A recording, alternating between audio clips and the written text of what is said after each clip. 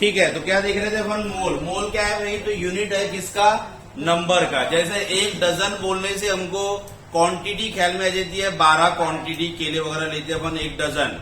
वैसे ही बेटा मोल सुनते से हमारे माइंड में ये नंबर आ जाना चाहिए 6.022 इंटू 10⁻23। ठीक है, तो जैसा एक डजन में 12 क्वांटिटी 12 ये नंबर ध्यान में आ जाते हैं, वैसे ही एक मोल सुनते से ही हमको 6.022 इंटू 10⁻23 पार्टिकल्स। पार्टिकल कुछ भी हो सकते हैं, लेकिन केमिस्ट्री में अब ये मोल कंसेप्ट ये केमिस्ट्री में लागू होता है। क्यों भाई? क्योंकि हमारे लाइफ में अपन बहुत सारी चीजों को भी अलग अलग यूनिट से रिप्रेजेंट करते हैं ना। जैसे कि अपन दुकान पे जाए तो अपन जो है वो शक्कर खरीदे या चावल खरीदे या और गेहूं वगैरह जो भी खरीदना है अपन वो किलो में मांगते हैं। ठीक है, नंबर में नहीं मांगते। कभी ऐसे नहीं बोले क्या 1000 2000 जो है वो शक्कर के दाने दे दे वगैरह, ऐसे कभी नहीं हुआ। क्यों भाई? क्योंकि उसको रिप्रेजेंट करने के लिए हमारे यूनिट डिसाइड किया, जो पता है कि वो शक्कर के या राइस के दानों को 1000 गिनते बैठेंगे तो बहुत समय निकल जाएगा। ठीक है, तो ये जो पार्टिकल्स हमारे पास में है वो मेनली कौन से रहेंगे? एटम्स, आयंस, मॉलिक्यूल, इलेक्ट्रॉन और प्रोटॉन। मैंने अभी अभी बताया आपको कि एटम इतने छोटे होते हैं कि अपन इनको देख ही नहीं सकते, इसलिए बहुत सारों को एक साथ लिया जाता है, यानी एक मोल। तो एक मोल में इतने नंबर आ जाएंगे, ये बहुत बड़ा नंबर है। तो जनरली पार्टिकल जो होंगे हमारे लिए वो एटम, मॉलिक्यूल, इलेक्ट्रॉन, प्रोटॉन या आयंस ही होंगे। दूसरे भी ले सकते हैं, लेकिन दूसरे पर ये लागू करना नहीं है, क्योंकि स्पेशली ये जो मोल निकाला गया है यूनिट वो इन्हीं के लिए निकाला गया। ठीक है, अब अपने को मोल पढ़ना है इन टर्म्स, यानी मोल इज एक्सप्रेस बाय 3 वे। 3 रास्तों से अपन मोल को एक्सप्रेस करेंगे। कौन कौन से है? तो पहला है मोल इन टर्म्स ऑफ क्वांटिटी, यानी क्वांटिटी के टर्म्स में मोल को कैसे पढ़ेंगे, कैसे समझेंगे, उसका फॉर्मूला वगैरह वो सब देखेंगे। दूसरा है मोल इन टर्म्स ऑफ मास या वेट। मास और वेट अपने केमिस्ट्री में सेम, फिजिक्स में डिफरेंट। तीसरा पढ़ना है मोल इन टर्म्स ऑफ वॉल्यूम। तो वॉल्यूम के टर्म में, मास के टर्म में और क्वांटिटी के टर्म में, यानी ये 3 टर्म्स है बेटा जिसमें अपने को हमारे मोल को जो है वो एक्सप्रेस करना है। तो पहला देखते हैं अपन मोल इन टर्म्स ऑफ क्वांटिटी। ये क्वांटिटी के टर्म्स में मोल को आप कैसे लेंगे? तो चलिए पहला मैं यहां से मिटा देता हूं। मोल इन टर्म्स ऑफ क्वांटिटी अपन देख रहे हैं, क्वांटिटी के टर्म में। तो एकदम आसान से एग्जांपल लेके चलते हैं अपन कि कोई भी मेरे पास में एक डजन इज इक्वल टू कितनी क्वांटिटी? 12 क्वांटिटी, है ना। तो अपन जो है वो रिलेशन बना रहे बराबर कि एक डजन यानी 12 क्वांटिटी हमको पता चल गया। किसी ने कहा कि आपके पास में 24 क्वांटिटी है, तो हाउ मच डजन? आपके पास में कितने डजन है? बड़ा आसान सा सवाल है, फटाफट कोई भी जवाब दे देगा कि 2 डजन। लेकिन अपन इसको सॉल्व कैसे करेंगे, निकालेंगे कैसा? तो अपन निकालेंगे ये कि भाई what ever the given quantity, जो भी क्वांटिटी मुझे गिवन है, it is divided by the reference quantity. उसको डिवाइड कर लेंगे हमारी रेफरेंस जो अपने को परमानेंट फिक्स क्वांटिटी है कि एक डजन में 12 क्वांटिटी होती है, ये तय है, ये फिक्स बात है, उसको अपन ने रेफरेंस मान लिया। ठीक है, तो क्या फॉर्मूला बन जाएगा? तो फॉर्मूला बन जाएगा कि what ever the given quantity, जो भी गिवन क्वांटिटी रहेंगी उसको डिवाइड कर देंगे आपके रेफरेंस क्वांटिटी से, जो कितनी है 12 क्वांटिटी अपनी पर डजन। ठीक है, इस तरीके से बन गया। तो गिवन क्वांटिटी कितनी है? 24 डिवाइडेड बाय रेफरेंस क्वांटिटी कितनी है? 12 क्वांटिटी पर डजन। ये कैंसिल हो गया, कितना आंसर आ गया मेरे पास में? 2, यानी ये आ गया मेरे पास में 12 क्वांटिटी से क्वांटिटी कैंसिल हो गया, आंसर आ गया मेरे पास डजन में, यानी 24 क्वांटिटी इक्वल टू कितने? 2 डजन। क्या ये सबको समझ में आ गया? एकदम आसान सा एग्जाम्पल लिया। अब इसी एग्जाम्पल से बेटा अब अपना जो है अपन वो रिलेशन बताएंगे मोल का इन टर्म्स ऑफ क्वांटिटी। तो क्या है भाई मोल का इन टर्म्स ऑफ क्वांटिटी में देखेंगे तो एक mole of any substance is equal to कितनी क्वांटिटी? 6.022 into 10⁻23 quantity. इसी क्वांटिटी को और क्या बोलते हैं भाई? Avogadro's number. इसी को एवोगैड्रोस नंबर भी बोलते हैं, और इसको रिप्रेजेंट किया जाता है कैपिटल एन और उसके बेस में ए, एन ए से रिप्रेजेंट किया जाता है by the name of scientist. Scientist का नाम है जिसने बताया था, उसके हिसाब से हाँ एवोगैड्रोस नंबर इसको बोलते हैं। एवोगैड्रोस नंबर, ठीक है। ये क्वांटिटी क्या होती है? एवोगैड्रोस नंबर, यानी किसी का भी एक मोल, तो अपन कितनी क्वांटिटी लेंगे? 6.02 into 10⁻23 क्वांटिटी, यानी किसी का भी 1 मोल इतना सब्सटेंस हो जाएगा हमारे पास। ठीक है, अब अगर मुझे फॉर्मूला बनाना है तो मैं फॉर्मूला कैसे बना लूंगा? तो फॉर्मूला ही बनाऊंगा मैं कि भाई the given quantity divided bye Avogadro's number reference quantity. Reference quantity कितनी अपने पास में 6.022, जैसा रेफरेंस क्वांटिटी 12 क्वांटिटी यानी एक डजन में इतना था, तो 1 मोल में इतनी क्वांटिटी होती है, गिवन है मेरे पास में। तो फॉर्मूला बन गया, मोल को रिप्रेजेंट करते हैं बेटा स्मॉल एन से, मोल यानी स्मॉल एन। ठीक है, तो एन से रिप्रेजेंट कर देंगे, इज इक्वल टू क्या बनाऊं मैं? तो गिवन क्वांटिटी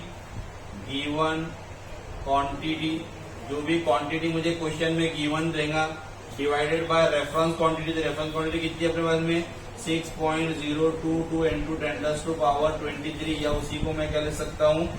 NA भी लिख सकता हूँ। इन शॉर्ट में अगर मुझे बनाना है फॉर्मूला तो N is equal to given quantity Q divided by NA, यानी ये बन गया मेरे पास में फॉर्मूला मोल को निकाल के। समझ में आ गया सभी के?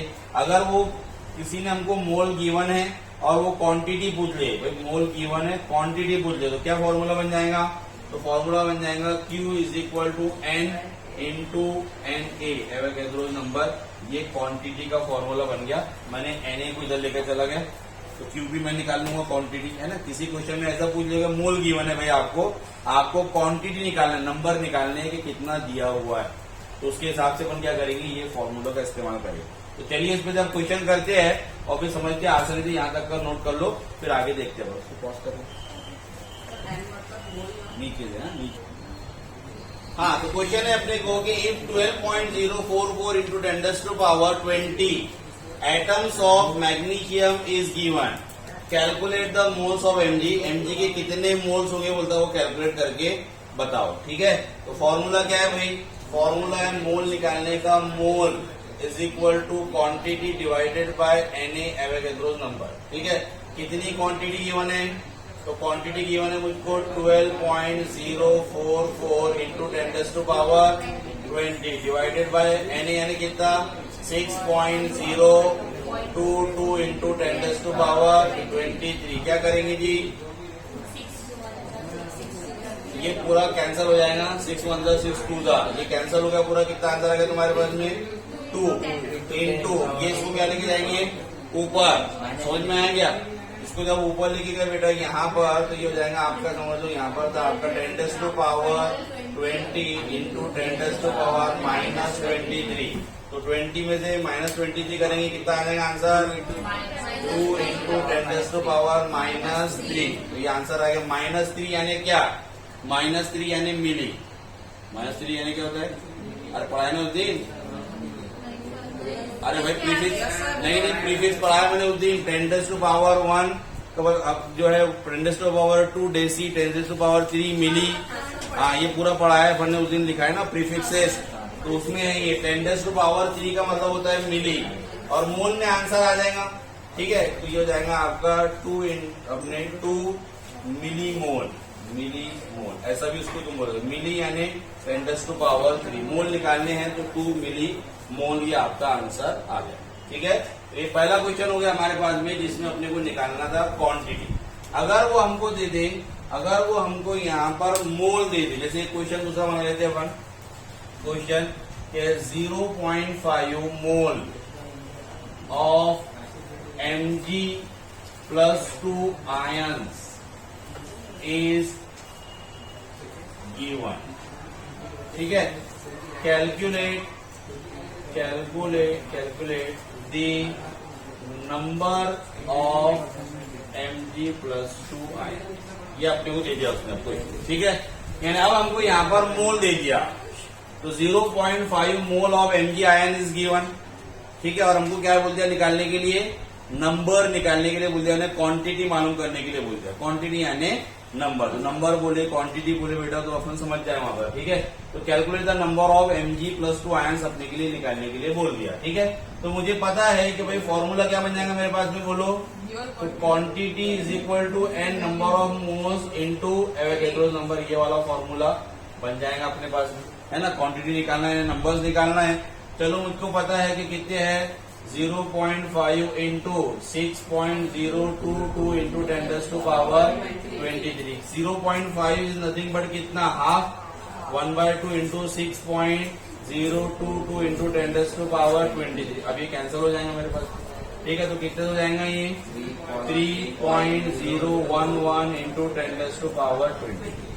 ये आंसर आ गया मेरे पास में, यानी क्वांटिटी इस तरीके से आ गई। समझ में आ गया सभी को?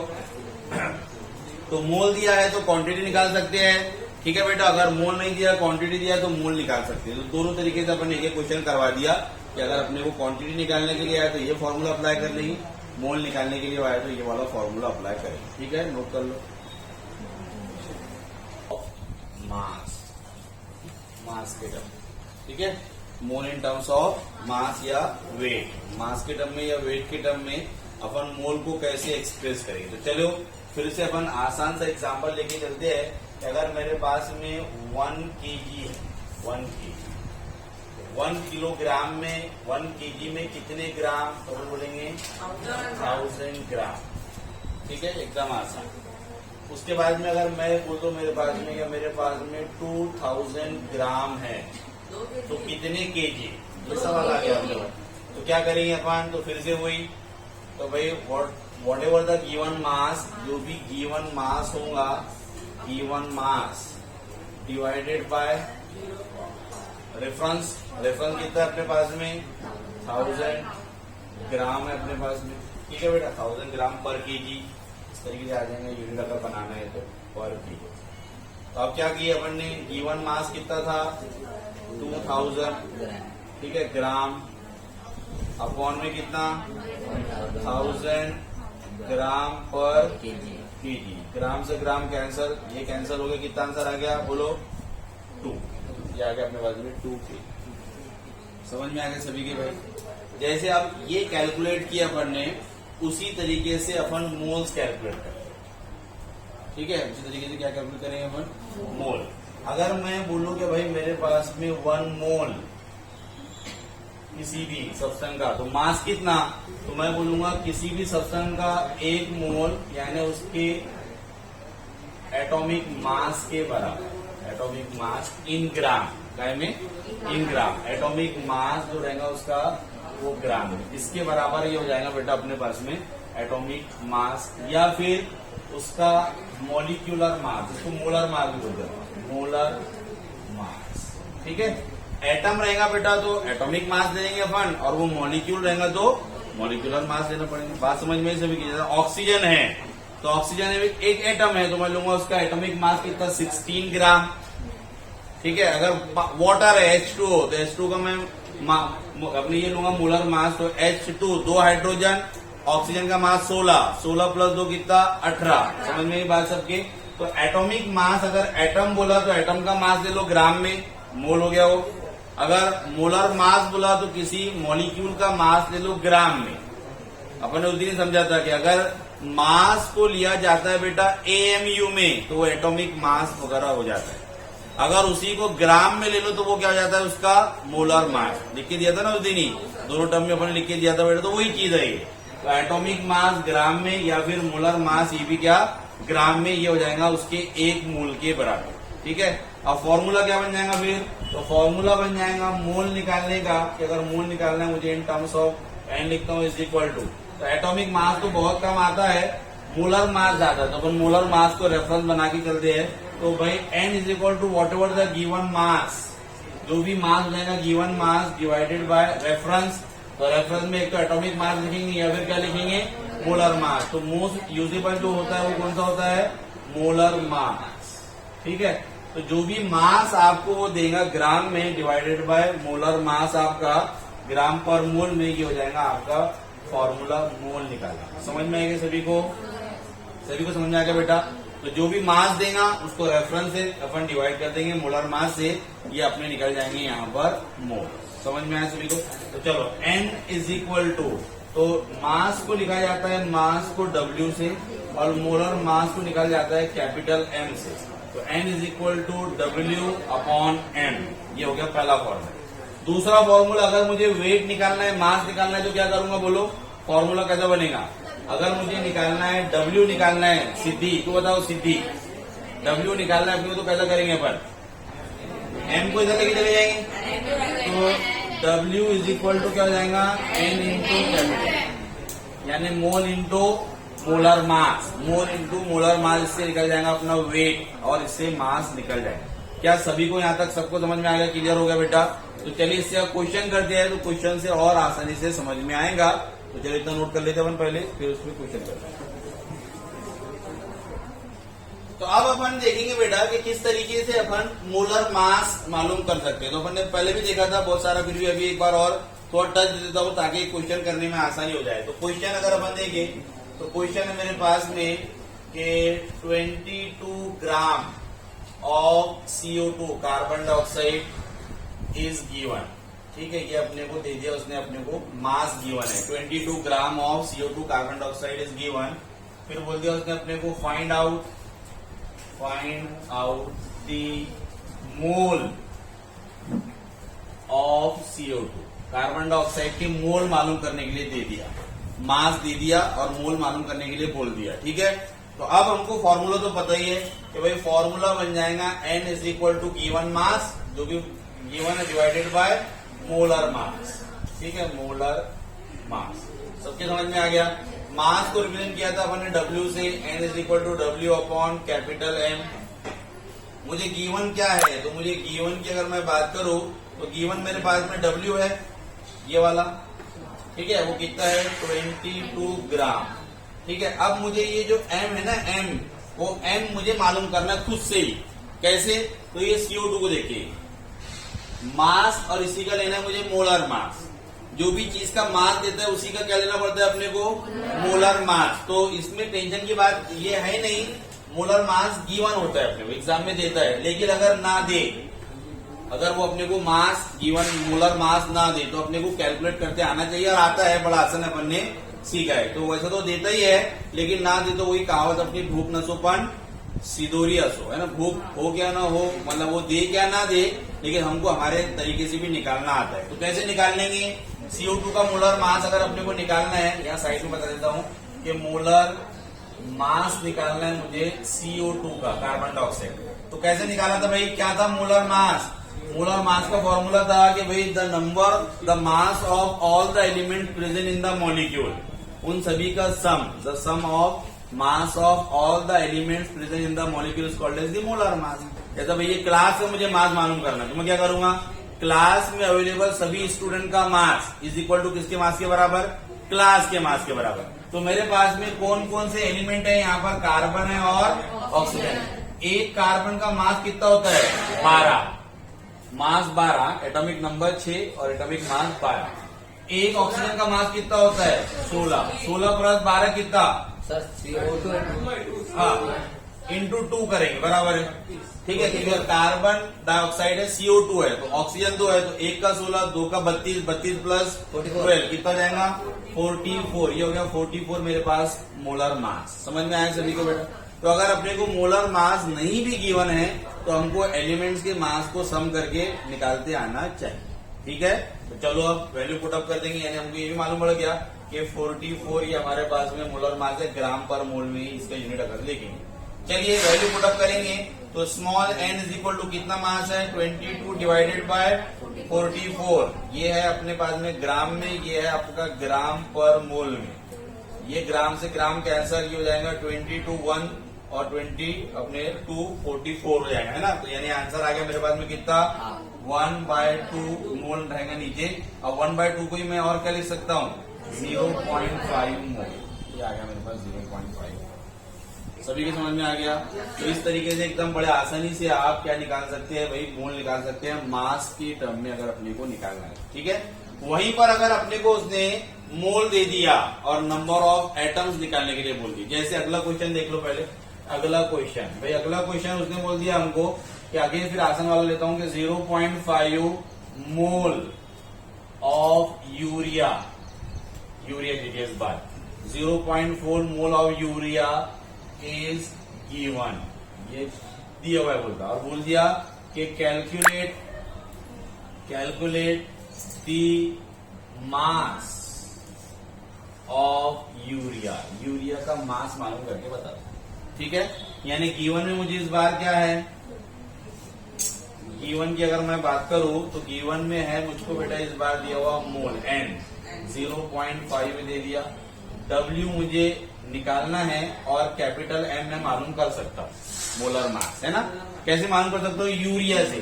तो यूरिया का हमको निकाल के दिया गया था, क्या था यूरिया का फॉर्मूला, तो यूरिया का फॉर्मूला है NH2C डबल बॉन्ड ONH2। पीछे पेज पलटा के देख लो तो अपने को ये दिख जाएगा यूरिया। तो क्या क्या एलिमेंट है इनमें जरा सा गौर कर लो। तो अपन बोलेंगे यहाँ पर नाइट्रोजन है, ऑक्सीजन है, कार्बन है, हाइड्रोजन। एक नाइट्रोजन का मास होता है 14 कितने ऐसे 2 तो 28 हो गया। ऑक्सीजन एक ही है 16, एक कार्बन ही है तो 12 और हाइड्रोजन 2 और 2 कितने है 4। एक हाइड्रोजन का मास कितना 1, तो 4 का कितना 4, यानी डायरेक्ट 4 लिख दूं क्या। चलो इस तरीके से लिख दिया, बोलो जोड़कर कितना हो जाएगा 60। 16 इसका मोलर मास आ गया, यानी मेरे पास में ये भी वैल्यू आ गई 60। अब मैं बात करूंगा फॉर्मूले की, क्या फॉर्मूला कौन सा लगाना है, बोलो कौन सा फॉर्मूला लगाना है। हाँ यस, तो फॉर्मूला लगेगा W is equal to N into capital M, ये फॉर्मूला लग जाएगा। चलो फॉर्मूले में वैल्यू पुटअप कर दो तो ये हो जाएगा आपका W is equal to N कितना दिया हुआ है 0.5 इंटू M कितना दिया हुआ है 60। 0.5 नथिंग बट दी हाफ है ना, 1/2 इंटू 60, ये आसानी से कट जाएगा 30 से, यानी मेरे पास में आंसर आ गया 30 ग्राम। आगे सभी के समझ में बेटा।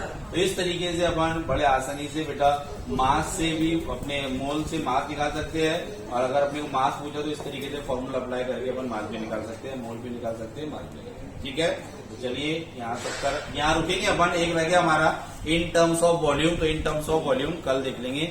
चलो आज का वीडियो नहीं रुकता है, कोई भी डाउट डिफिकल्टी है तो मुझको पूछो कॉल करके। Okay bye.